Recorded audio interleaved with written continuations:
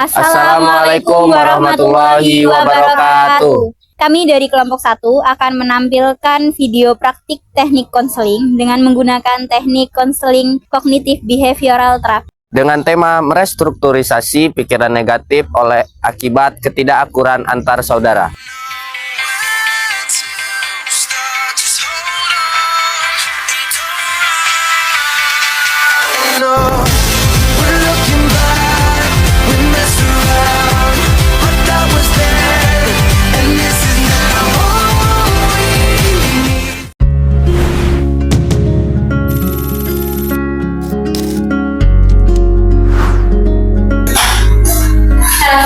Ya, waalaikumsalam. Silakan masuk. Ya. Halo, dengan Mbak Halima ya? Ya, Silakan duduk. Gimana perjalanannya, Mbak? Nah, alhamdulillah lancar, cuma agak panas aja. Ya, panas ya, Mbak. Iya, betul, Senang bisa bertemu dengan Mbak Halima di sini. Iya. Tadi kesini dengan siapa? Kebetulan saya sendirian. Oh, sendirian? Iya. Oke, jadi sebelumnya perkenalkan, nama saya Alia Farina. Di sini saya sebagai konselor yang akan membantu dan menemani Mbak pada sesi konseling hari ini. Iya, Kak. Nah, sebelum dimulai, di sini saya mau Mbak menyamarkan diri dan Mbak boleh cerita apa saja tanpa rasa takut. Iya, Kak.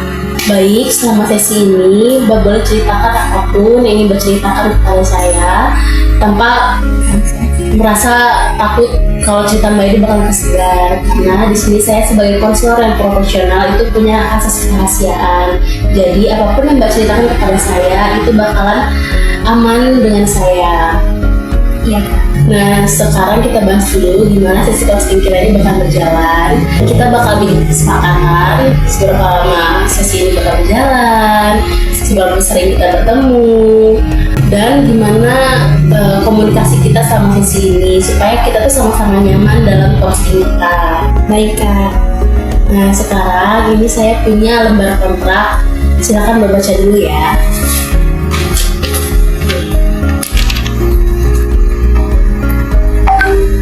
Boleh baca dulu. Kalau ada yang merasa keberatan, Mbak boleh bilang ke saya. Oh, jadi seandainya saya sudah merasa cukup dengan sesi konseling saya boleh menghentikan sesi. Iya, boleh.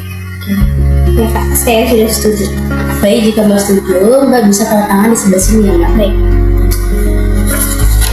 Oke, ini saya tanda tangan juga ya.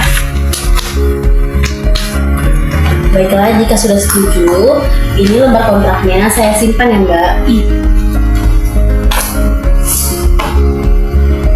Oke, sebelum kita mulai, apakah Mbak Halima punya pertanyaan kepada saya? Saya rasa nggak ada, Kak. Nggak ada, oke cukup. Iya. Oke, jadi kita mulai ya, Mbak ya. Baik, Kak. Oke, jadi masalah apa yang belakang ini mengganggu pikiran Mbak? Jadi saya punya masalah sama saudara saya. Oh, jadi permasalahannya Mbak ini punya problem dengan saudara? Iya, betul, Pak. Kalau boleh tahu, apa sih permasalahan yang bikin Mbak itu nggak akur dengan saudara Mbak? Sebenarnya masalahnya semuanya hal-hal sepele. Tapi kalau hal-hal sepele numpuk terus jadi besar ya, Kak ya. Nah, kayak gitulah masalah saya sama kakak saya, Kak. Jadi karena masalah-masalah sepele itu yang menumpuk ya, Mbak? Betul. Saya kayak ngerasa gampang kesel sama kakak saya. Dan tapi tentunya itu bukan tiba-tiba saya kesel ya, Kak. Karena ada penyebabnya, yaitu karena kadang kakak saya tiba-tiba marah-marah ke saya. Terus kayak suka ngomong kasar dan ngata-ngatain saya gitu, Kak. Menurut saya sih ini bukan hal yang wajar lagi di dalam hubungan kakak adik buat ngomong kata-kata kasar yang kayak gitu loh, Kak. Karena semua hal itu ada batas wajarnya tersendiri kan, Kak. Biasanya tuh apa yang bikin Mbak tuh kesel dan berujung bisa berantem dengan saudara Mbak? Biasanya yang bikin saya kesel itu ketika saya lagi ngerasa capek juga abis pulang kerja, abis pulang kuliah, saya terus harus sampai rumah harus beres-beres rumah. Tiba-tiba kakak saya datang dan marah-marah, dan kadang saya nggak tahu apa sih yang bikin kakak saya marah, kok tiba-tiba datang-datang marah-marah, terus tiba-tiba datang-datang maki-maki saya, ngata-ngatain saya yang nggak bener-bener kayak gitu, Kak. Kadang saya diem, tapi karena saya keseringan diem, saya ngerasa kayak, oh mungkin karena saya sering diem lah, saya tuh jadi tambah semakin marah-marah terus gitu, semakin menjadi gitu Kak. Nah akhirnya setelah saya capek juga sama keadaan yang kayak gitu terus, jadi saya melawan dan saya ngejawab perkataan kakak saya dengan nada yang tinggi juga, dengan emosi yang sama seperti yang kakak saya lakukan. Kalau boleh tahu, selama ini Mbak itu pernah cerita nggak ke orang lain, orang-orang sekitar Mbak dengan permasalahan Mbak yang lagi menghadapi sekarang? Sejauh ini belum pernah sih Kak, semuanya saya pendam sendiri. Jadi selama ini Mbak pendam sendiri? Iya betul. Ya Allah, hebat banget ya Mbak. Mbak bisa memendam semuanya sendirian. Dari cerita tadi, Mbak itu punya tujuan nggak sih dalam sesi konseling ini, atau cuma pengen cerita aja? Awalnya saya cuma pengen cerita aja ya Kak, tapi begitu saya datang sini dan saya merasa nyaman, kayaknya saya harus menetapkan tujuan saya deh Kak. Kalau boleh tahu, tujuan apa sih yang Mbak harapkan dari sesi konseling ini? Dari sesi konseling ini saya harap ke depannya saya bisa lebih mengontrol emosi saya bisa lebih mengontrol pikiran yang ada di kepala saya biar nggak berisik lagi Kak. Terus juga saya tentunya pengen banget bisa akur kayak saudara-saudara yang lain sebetulnya di luar sana. Kayak walaupun kita nggak harus sering ngobrol, setidaknya kita nggak berantem tiap hari lah Kak. Gitu. Oke, jadi itu tujuan Mbak ya? Iya betul. Kalau misalnya habis berantem nih, pikiran negatif apa yang sering muncul di pikiran Mbak? Biasanya kalau habis berantem, hal yang saya pikirin, hal pertama yang saya pikirin itu kayak apa sih salah saya, terus apa saya nggak guna ya di hidup kakak, apa mungkin saya ini cuma pengganggu ya di hidup kakak, apa begitu ngelihat saya langsung emosi karena saya ini kayak beban di hidup dia, kayak gitu Kak. Kalau saudara Mbak bikin Mbak kesel nih, apa yang muncul di kepala Mbak? Yang muncul di kepala saya, apa dia tuh benci ya sama saya, kayaknya dia benci deh sama saya, kayaknya dia tuh emang gak suka deh sama saya, kayaknya saya tuh emang beban deh di hidup dia, gitu ya. Iya Pak. Gimana perasaan Mbak waktu pikiran itu muncul? Tentunya perasaan saya sedih, kecewa, terus saya juga marah. Kenapa sih hal-hal kayak gitu harus terjadi di antara kita gitu loh. Sedangkan orang lain tuh bisa lebih bahagia, lebih akur, yang kayak it's okay buat berantem tuh nggak apa-apa ya Kak. Cuman nggak setiap hari dan setiap kita ketemu harus berantem. Jadi setiap hari berantemnya ya Mbak? Iya betul Pak. Setelah perasaan itu muncul, apa sih yang Mbak lakukan? Biasanya kalau saya habis berantem, perasaan itu muncul dan biasanya saya mengurung diri Kak.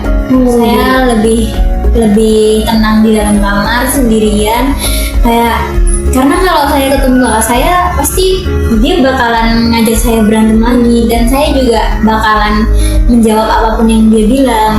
Jadi saya pikir lebih baik saya menghindari kontak mata maupun fisik sama dia.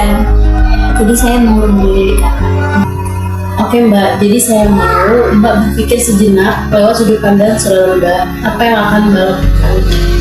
Kalau dari sudut pandang saya Kak, kalau saya jadi kakak saya, mungkin dia juga capek sama saya seperti apa yang saya rasain, capek ke dia, dan mungkin dia tuh nggak semua marahnya dia itu mau nyakitin saya. Mungkin dia juga punya niat baik ke saya, dan mungkin juga dia aslinya nggak mau marah ke saya. Setelah mikirin itu, menurut Mbak apa sih yang harus Mbak lakukan terhadap saudara Mbak? Setelah mikirin dari sudut pandang dia, mungkin kedepannya saya bakalan lebih melembutkan suara saya dan saya mungkin bakalan lebih mengerti dia, dan saya bakalan berusaha buat jadi adik yang lebih baik lagi buat dia. Saya rasa itu aja. Oke, kalau sehabis ini ada momen Mbak dengan saudara Mbak ribut, apa yang bakalan Mbak lakukan? Seandainya saya bakalan ribut lagi sama kakak saya setelah ini, mungkin saya bakalan diem dan berusaha buat ngajar dia ngobrol dengan baik. Dan kalaupun saya nggak bisa ngelakuin itu, saya bakalan diem dan nahan emosi saya. Itu Kak. Oke, saya izin memberikan saran ya Mbak ya. Iya Kak, salah. Ya, Mbak boleh tetap diam dan tarik nafas dalam-dalam selama 3 detik. Dan coba Mbak itu melihat dengan tatapan lembut di depan saudara Mbak. Iya Kak, saya akan coba. Nah, sekarang seandainya saya sebagai saudara Mbak yang baru saja melakukan kata-kata kasar kepada Mbak, apa yang akan Mbak lakukan? Mungkin yang pertama seperti saran Kak, saya bakalan menarik nafas dalam-dalam, mencoba buat tenang, mencoba buat relax, dan saya bakalan pegang tangan Kak saya mungkin ya Kak, buat ngajak dia ngobrol bareng. Ya, semuanya nggak harus dilakukan pakai emosi. Apa sekarang Mbak sudah merasa cukup tenang? Alhamdulillah, saya rasa saya udah lebih baik. Alhamdulillah. Oke, sebelum sesi ini selesai, saya akan memberikan worksheet kepada Mbak. Ini lembarnya Mbak. Tujuannya itu untuk melihat perkembangan apa yang telah Mbak capai dalam sesi konseling hari ini.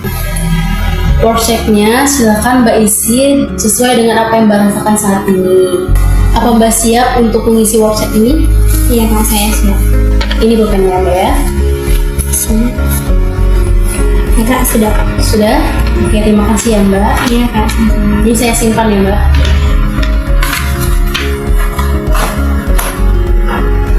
Oke, di pertemuan selanjutnya saya akan memberitahukan hasil dari worksheet yang telah Mbak isi ini ya.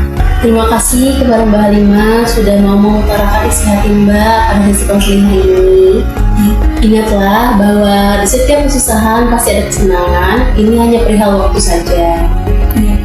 Sebelum kita sudahi sesi ini, gimana perasaan Mbak setelah melakukan sesi konseling hari ini? Perasaan saya jadi lebih baik. Saya merasa saya lebih tenang dan saya merasa lebih aman.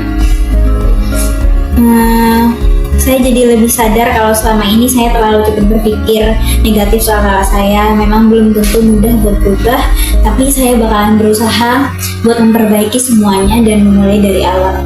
Iya, itu cukup bagus. Sebelum sesi hari ini benar-benar berakhir, ada yang ingin Mbak tanyakan? Saya rasa udah nggak ada lagi Kak. Baiklah, jika tidak ada pertanyaan, saya tutup sesi konseling kita hari ini. Hati-hati di jalan dan jangan lupa istirahat ya Mbak ya. Iya Kak, terima kasih Kak. Iya, sama-sama. Oke, mari saya antar Mbak. Iya Kak.